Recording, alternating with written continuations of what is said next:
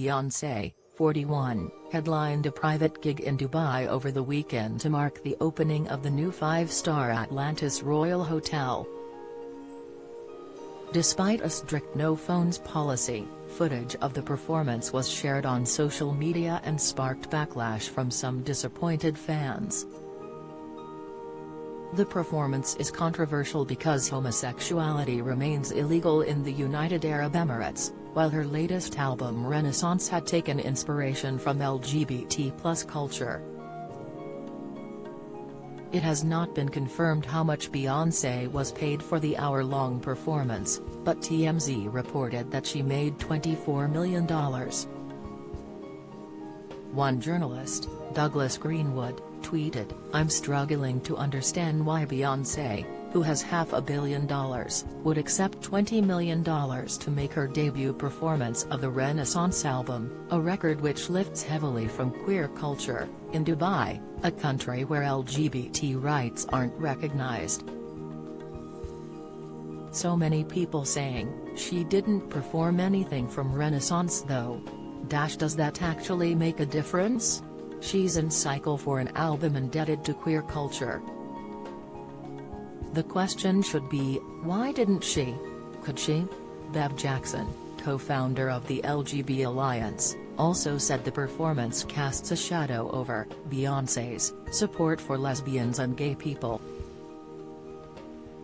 Piers Morgan's wife Celia Walden took aim at the crazy in-love singer in her latest column, writing in response to Bev's comment, that understates the eye-watering severity of Beyonce's hypocrisy.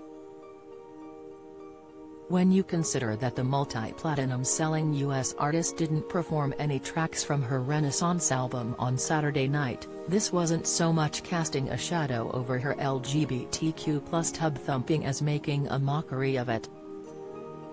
The Telegraph journalist also highlighted that Renaissance debuted at #1 and was Spotify's most streamed album of 2022 in a single day by a female artist.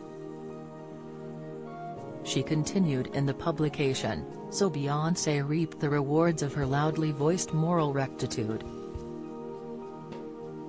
I only hope those suitcases full of Dubai dollars were worth it, and I'd like to say that you can't have your virtue signaling cake and eat it, but I fear that's no longer true."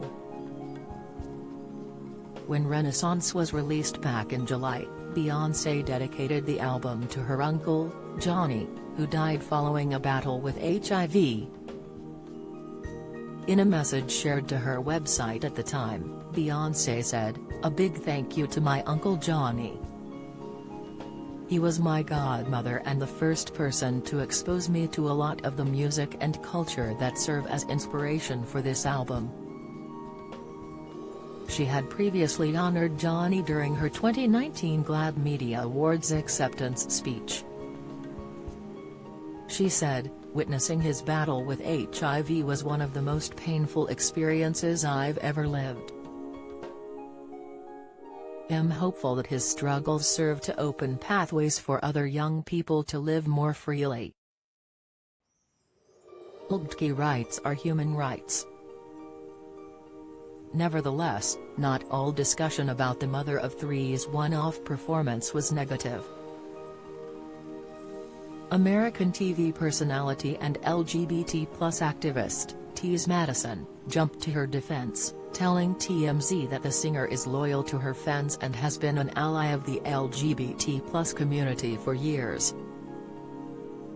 Beyonce's representatives have been contacted for comment.